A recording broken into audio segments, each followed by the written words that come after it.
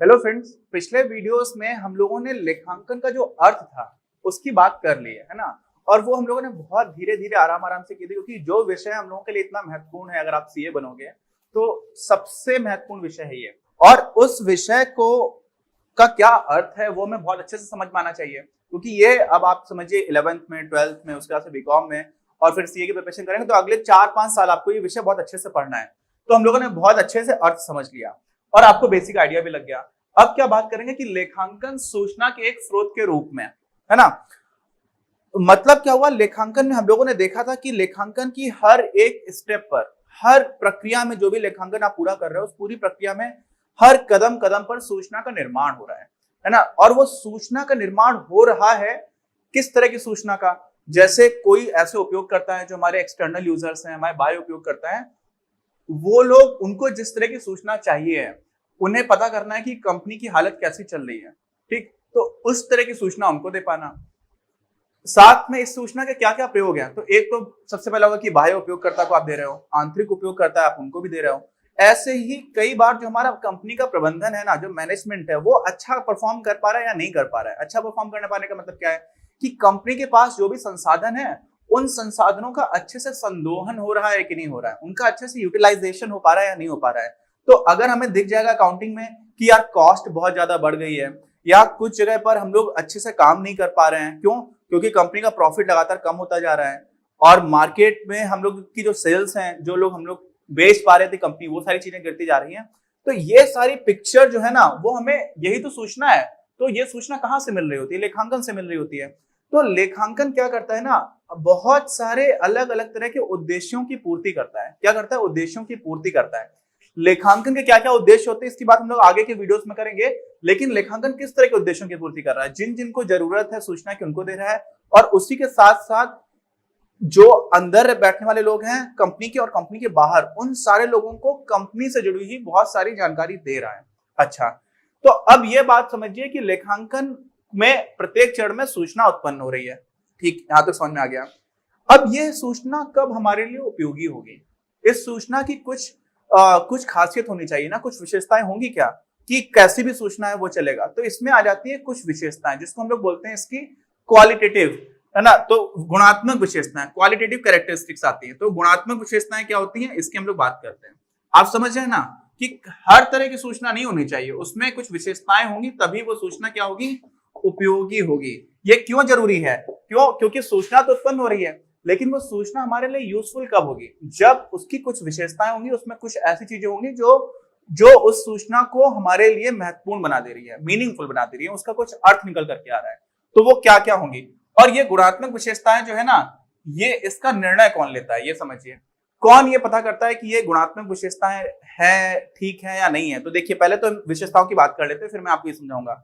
तो एक जो विशेषता आती है सबसे पहले, वो आती है विश्वसनीयता की। किसकी, विश्वसनीय हो, रिलायबिलिटी इसको हम लोग इंग्लिश में बोलते हैं। दूसरी विशेषता होती है प्रासंगिक हो। प्रासंगिक का क्या मतलब है वो भी मैं आपको बताता हूं। देखिए, सबसे पहले हम लोग एक एक करके बात कर लेते हैं। विश्वसनीयता का मतलब क्या हुआ, विश्वसनीयता का मतलब हुआ कि आप देखिए, जब भी मैं किसी कंपनी के अकाउंट्स देखता हूं ना, आप भी किसी कंपनी के अकाउंट्स देखोगे, आप बही खाते देखोगे, तो आप क्या देखोगे, आप उसमें ये देखोगे कि अच्छा इसको कितना फायदा हो रहा है, कितना नुकसान हो रहा है, शायद आप ये देखना चाहोगे। कंपनी की वित्तीय स्थिति कैसी है, वित्तीय सुदृढ़ता कैसी है, ये देखना चाहोगे। तो जो कुछ भी आप देख रहे हो ना, आपको नहीं पता कि कंपनी में वास्तव में क्या चीज बन रही है ना। अकाउंट्स में आपको सीधे सीधे नहीं दिख रहा है। अगर आप कैश बुक देखोगे तो वहां से थोड़ा आइडिया लग जाएगा, क्योंकि वहां पर हम लोग विवरण भी लिखते हैं, ठीक है, रोकड़ पुस्तिका में। लेकिन वैसे आप समझिए कि आपको वास्तव में उसकी वित्तीय स्थिति कैसी है, उसको लेकर के हम लोग अकाउंट्स का काम करते हैं। बैकग्राउंड में क्या हो रहा है, वो सारी चीजें हमें बहुत अच्छे से नहीं पता, और बहुत बार हमें वो पता करने की जरूरत नहीं है। जैसे मान लीजिए मैं एक इन्वेस्टर हूं, तो मुझे बहुत सारी वास्तव में अंदर क्या क्या काम चल रहा है, बहुत सारी चीजों की जानकारी, किसको हायर किया गया, किसको हायर नहीं किया गया, कौन सा नई माइन, मान लीजिए कोई माइनिंग कंपनी है तो कौन सी ऐसी नई खान है जो उनको मिली है, तो खदान कौन सी मिली। तो इस तरह की बहुत सारी चीजें हैं जो मुझे जानना जरूरी नहीं है। प्रॉफिट लॉस कितना हो रहा है, कैश फ्लो फ्यूचर में क्या हो जाएगा, रोकड़ प्रवाह जिसको हम लोग बोलते हैं हिंदी में। तो वो सारी बातें हम लोग क्या देखेंगे कि बहुत सारी चीजें ऐसी हैं जो बैकग्राउंड में चल रही होंगी, और हमें जो अकाउंट्स की बुक में दिख रहा होगा वो उससे संबंधित होना चाहिए। क्या होना चाहिए? संबंधित। ऐसा नहीं है कि चल कुछ और रहा है और आप दिखा कुछ और रहे हो, समझ रहे हैं? तो एक तरह का अंतर संबंध बनना चाहिए। किसमें? जो वास्तव में हो रहा है और जो आपने हमें अकाउंट्स में दिखाया है, जो खातों में लिखा हुआ है। तो इसमें क्या हो जाता है? विश्वसनीयता का मतलब क्या हो जाता है कि होना क्या चाहिए? अंतर संबंध। क्या होना चाहिए? अंतर संबंध। किस किस चीज में? जो हो रहा है कंपनी में और जो आप दिखा रहे हो। तो जितना ज्यादा अच्छा अंतर संबंध होगा उतनी ही ज्यादा क्या होगी? विश्वसनीयता होगी। क्यों? क्योंकि मुझे फिर पता चलेगा कि अच्छा जो हो रहा था आपने वही दिखाया, इसका मतलब आपकी जो भी आपने सूचना दी है उसके ऊपर मैं क्या कर सकता हूँ? विश्वास कर सकता हूँ। तो विश्वसनीयता बहुत पहली इंपॉर्टेंट चीज है। अगर विश्वास ही नहीं कर पाओगे, आपने मुझे कुछ लिख करके दे दिया, अब मुझे उस पर अगर विश्वास ही नहीं है या उस चीज पर विश्वसनीयता है ही नहीं उस डॉक्यूमेंट में, तो फिर क्या फायदा हुआ? फिर तो मैं निर्णय ले ही नहीं पाऊंगा। अगर मैं निर्णय ले रहा हूं तो मुझे पहले पता होना चाहिए ना कि ये चीज रिलायबल है, इस पर विश्वास किया जा सकता है। तो पहली ये विशेषता हो गई। दूसरी बात आती है प्रासंगिकता की। प्रासंगिकता को समझते हैं? कॉन्टेक्स्ट बोलते हैं, है ना? तो प्रासंगिक होने का मतलब होता है, इसको हम लोग बोलते हैं एक तरह से इंग्लिश में जब इस क्वालिटी की बात करते हैं तो होती है रेलिवेंस, कि आप ये चीज कितना रेलिवेंट है। रेलिवेंट का मतलब क्या हुआ? मुझे अभी अपना कौन सा सन चल रहा है? 2020 चल रहा है। तो मुझे मान लीजिए कि इस सन में इसी वित्तीय वर्ष में, तो 2020 से लेकर के 2021 मार्च तक चलेगा। अब इस वित्तीय वर्ष में मुझे कुछ निर्णय लेना है। क्या करना है? कुछ निर्णय लेना है। और निर्णय लेने के लिए मुझे पिछले साल का अकाउंट्स देखने हैं। अब आप मुझे पिछले साल की जानकारी दे ही नहीं पा रहे हो, समय पर दे ही नहीं रहे हो। तो अगर आप मुझे समय पर जानकारी नहीं दे रहे हो तो मैं निर्णय कैसे ले पाऊंगा? बताइए।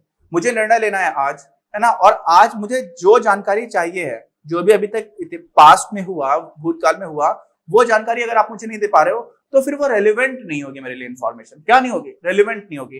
तो जब प्रासंगिकता की बात करते हैं तो समय उसमें बहुत ही महत्वपूर्ण फैक्टर होता है कि आप समय पर जानकारी दो।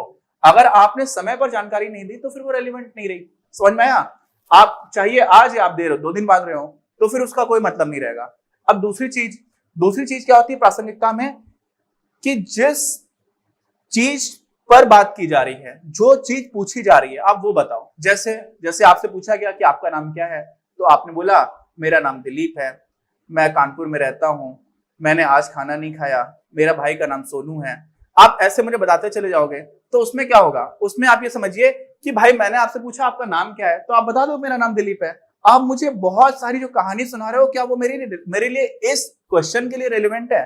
अगर मुझे सिर्फ इतना ही पता करना है कि आप बोर्ड एग्जामिनेशन में आती है ना कॉपी, उसमें लिखा होता है नाम, है ना? अब नाम तो नहीं आता, रोल नंबर लिखने को आता, तो आपने रोल नंबर भी लिखा, नाम भी लिख दिया, गांव का नाम भी लिख दिया, स्कूल का नाम भी लिख दिया, भाई का नाम भी लिख दिया, सारी जानकारी आपने लिख दी।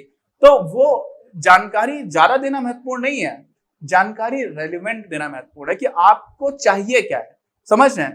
तो वहां पर प्रासंगिकता की दूसरी बात आती है कि जो आवश्यक है वो दो। ठीक है? जो आवश्यक है, जो पूछा जा रहा है वो बताइए। तो वो क्या हो जाएगा? वो भी हमारी प्रासंगिकता को बढ़ाती है। अच्छा, इसके 2 चीजें हो गई। विश्वसनीयता आपको समझ में आ गई। अब क्या आता है? अब आती है तीसरी चीज, जिसको हम लोग बोलते हैं अंडरस्टैंडेबिलिटी। अंडरस्टैंडेबिलिटी मतलब क्या होता है? बोधगम्यता। ठीक, अंडरस्टैंडेबिलिटी का मतलब क्या हुआ समझ रहे हैं आप? बोधगम्यता। अब मान लीजिए आपने कुछ ऐसे अकाउंट्स बनाए जिसमें बहुत विश्वसनीय है, कुछ गड़बड़ नहीं है, जैसी स्थिति वैसा ही है, साथ में प्रासंगिक भी है, आपने टाइम में सारी चीजें दे दी, जो चीज पूछी जा रही है वही चीज दे दी, लेकिन वो इतना डिफिकल्ट लैंग्वेज में लिखी हुई है, किसमें? इतना डिफिकल्ट लिखा हुआ है कि समझ ही नहीं पा रहा है। आप समझ रहे हैं? आपने मुझे वही चीज, एक ऑथर है सलमान रश्दी, है ना? वो उनको लेकर के काफी कंट्रोवर्शियल भी हैं और कई चीजें लिखते हैं। तो मिडनाइट चिल्ड्रन नाम का इनका एक नॉवल था और उस पर मूवी भी बनी है। तो वो बहुत सारी बुक्स लिखा करते हैं और अपने ही देश में और भी बहुत सारे ऑथर्स हैं। तो जब वो लिखते हैं तो वो इतना ज्यादा लिटरेचर में समाये हुए, रमे हुए इंसान है कि वो बहुत ही घुमा फिरा करके अपनी बात लिखते हैं। तो मैंने उनका नॉवल पढ़ने की कोशिश की एक बार। मैं फिक्शन वैसे बहुत कम पढ़ता हूँ। वो एक होता है कि फिक्शनल रियलिज्म, है ना, जिसमें होता ऐसा है कि आप किसी ऐतिहासिक घटना के बारे में बता रहे होते हैं, लेकिन उस घटना को बताने के लिए जिन चरित्रों का निर्माण करते हैं वो सारे काल्पनिक होते हैं। ठीक, तो वो इस तरह की किताब थी मिडनाइट चिल्ड्रन। तो वो बहुत घुमा फिरा करके लिखते हैं। क्या लिखते हैं? बहुत ही घुमा फिरा करके। तो बहुत सारे लोगों को समझना बहुत कठिन हो जाता है। और दूसरा होता है कि हमारी कक्षा 2 में एक कहानी होती है, वो कहानी इतनी आसान होती है कि उसमें छोटा सा बच्चा भी पढ़ करके समझ लेता है। तो वो समझने वाली जो बात है ना, आपको लिटरेचर तो लिखना नहीं है, आपको ये नहीं बताना है कि उसमें होता है ना बहुत सारे, आप रस जोड़ देते हो, अलंकारों का प्रयोग करते हो, अतिशयोक्ति का प्रयोग करते हो, कल्पना का प्रयोग करते हो, यहां पर क्या होना चाहिए बोधगम्यता में कि वो बात समझ में आनी चाहिए, डिफिकल्ट नहीं हो, आप समझ रहे ना, अंडरस्टैंडेबिलिटी हो। तो वो हमारी तीसरी बात हो जाती है, किसकी, तीसरी गुणात्मक विशेषता हमारी सूचना की, ये उसमें होना चाहिए। समझ में आ गया। अब क्या हो जाता है, ये तीनों चीजें अगर हो गई, उसके बाद से एक चीज आती है जिसको हम लोग बोलते हैं कंपेरेबिलिटी। कंपेरेबिलिटी का मतलब क्या हुआ, तुलना, ठीक है, तो इसको हिंदी में बोलते हैं तुलनीयता, इस क्वालिटी को, वैसे तो तुलना करना। तुलनीयता का क्या मतलब है भाई, अकाउंट्स का पूरा काम क्या है कि किसी भी व्यावसायिक कोई संगठन है उसकी वित्तीय सुदृढ़ता कैसी है ना, और over a period of time जितना भी समय निकलता जा रहा है उस हिसाब से वो अच्छे से प्रगति हो रही है उसकी या नहीं हो रही है। तो दो यहां पर भी चीजें आ जाती है। पहला यहां पर भी समय आ जाता है, यहां पे समय का मतलब अलग है। यहां पे समय का मतलब क्या है कि आज से 3 साल पहले आपकी कंपनी कैसा परफॉर्म कर रही थी और आज कैसा परफॉर्म कर रही है। समझ रहे, ये बात आपको समझ में आ पाए। अगर आप ये कह पाए कि आज से 3 साल पहले आपकी कंपनी 10% प्रतिवर्ष से बढ़ रही थी, ठीक है, उसके जो लाभ है, और आज 25% प्रतिवर्ष से बढ़ रहे हैं, तो आप एक तरह से तुलना कर पा रहे हैं ना। वो तुलना अगर आप कर पाएंगे तभी आप बता पाएंगे कि आपकी कंपनी वास्तव में अब ज्यादा अच्छा कर रही है या पहले ज्यादा अच्छा कर रही थी, है ना, कुल मुनाफा आपको कितना हो रहा है, ठीक है। ये सारी चीजें तो आपकी ही एक ही कोई कंपनी है, उसी कंपनी में हम अलग अलग समय में उसकी जो परफॉर्मेंस रही है उसकी तुलना कर पाए, तो हमें डेटा ऐसा मिलना चाहिए। अब उसकी तुलना हम कब कर पाएंगे, जब उसमें कुछ खासियत होगी। जैसे हम लोगों ने पहले अकाउंट्स बनाए हुए हैं उसी तरह से हम बाद में बना रहे हो, तो एक रूपता हो, है ना, उन्हीं पैरामीटर्स को लेकर के बनाई जाए, तो वो जो सारी चीजें जब होंगी तभी हम क्या कर पाएंगे, उसकी तुलना कर पाएंगे। अच्छा, दूसरी चीज क्या है, दूसरी चीज क्या है कि अलग अलग व्यावसायिक संगठनों में भी आपको तुलना करनी है। ऐसा तो है नहीं कि आपकी कंपनी अनोखी है, तो आपकी कंपनी एक अकेली कंपनी तो है नहीं, आपकी कंपनी के साथ साथ दूसरी और कौन सी कंपनी है, तो आप समझ पाओगे यार हम लोग तो 10% ग्रो कर पा रहे हैं हर साल और वो लोग 20% से ग्रो कर रहे हैं, इसका मतलब हमारे पास और ज्यादा ग्रो करने का पोटेंशियल, हमें लाइव एग्जांपल दिख रहा है, हमें अपने असल दुनिया में एक उदाहरण दिख रहा है जो हमसे अच्छा काम कर ले जा रहा है। तो वहां पर हम वो कब जान पाएंगे, जब आपकी कंपनी में जो भी अकाउंट्स बने हुए हैं, जो भी खाते हैं, जो पूरी सूचना उत्पन्न हो रही है और दूसरी कंपनी में जो उत्पन्न हो रही है, उन दोनों की में काफी एक रूपता है, एक जैसे अकाउंट्स बनाए गए हैं, एक जैसे नियमों का पालन किया गया है। अगर आपकी आप इस तरफ नाम पक्ष में लिखते हैं कुछ चीजें, इधर जमा पक्ष में लिखते हैं, तो वो सारी ही कंपनीज में जो भी हमारे अकाउंट्स बन रहे हैं उसमें एक जैसा जब लिखा जाएगा तो किसी को भी उन दोनों कंपनीज में क्या अच्छा हो रहा है क्या खराब हो रहा है और उन दोनों की तुलना कर पाना वो आसान हो पाएगा। तो यहां पर क्या होता है कि विभिन्न व्यावसायिक संगठनों में तब आप क्या कर पाएंगे, तुलना कर पाएंगे।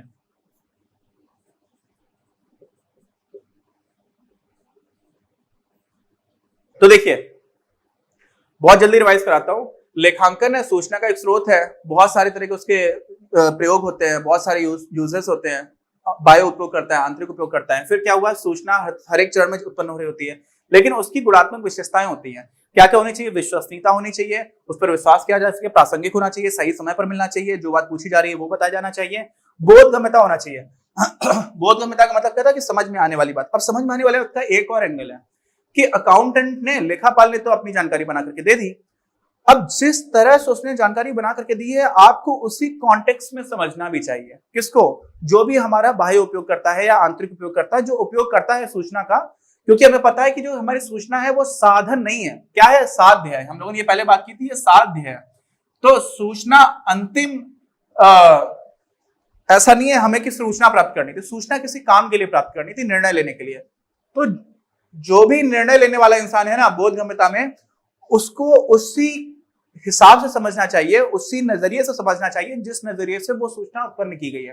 तो बोधगम्यता में दोनों फैक्टर्स आते हैं, एक तो लिखा ऐसे हो कि समझ में आए, दूसरा जो समझना चाह रहे हैं ना उसको समझाना चाहिए कि किस हिसाब से लिखी गई थी। तो ये हमारा हो जाता है बोधगम्यता का। अच्छा, अब ये चारों चीजें अच्छी हैं या खराब है, कोई सूचना उसकी चारों क्या हो गई, विशेषताएं हो गई। लेकिन अब ये वास्तव में विश्वसनीयता इस अकाउंट की, इस डॉक्यूमेंट की बहुत ज्यादा है या बहुत कम है, इस अकाउंटेंट की, लेखापालों की भी बात होती है ना, प्रासंगिकता कितनी ज्यादा है, ये सारी चीजें कौन डिसाइड करेगा, बताइए कौन डिसाइड करेगा। सीधी सी बातें जिसको दी जाएंगी, और ये दी किसको जाती हैं, ये दिए जाते हैं उपयोगकर्ताओं को। किसको दिए जाते हैं, उपयोगकर्ता। और उपयोगकर्ता कैसे कैसे होते हैं, बाह्य भी होते हैं और आंतरिक भी होते हैं, ये हम लोग बात कर चुके हैं। अच्छा, तो आपको ये सारी चीजें समझ में आ गई होंगी। अपनी क्लास का उद्देश्य आप सभी के लिए आप ही की भाषा में गुणवत्तापूर्ण शिक्षा उपलब्ध कराना है। कक्षा 12 तक के सभी प्रमुख विषयों पर हम वीडियोस बना रहे हैं और कुछ विषयों पर वीडियोस आपके अपने चैनल अपनी क्लास की ही अन्य प्लेलिस्ट पर अपलोड भी हो चुके हैं। ज्ञान के प्रकाश से देश को सशक्त बनाने के हमारे इस प्रयास में इस चैनल को सब्सक्राइब करके और लोगों के साथ शेयर करके अपना बहुमूल्य योगदान जरूर दें। पढ़ेगा इंडिया तो बढ़ेगा इंडिया।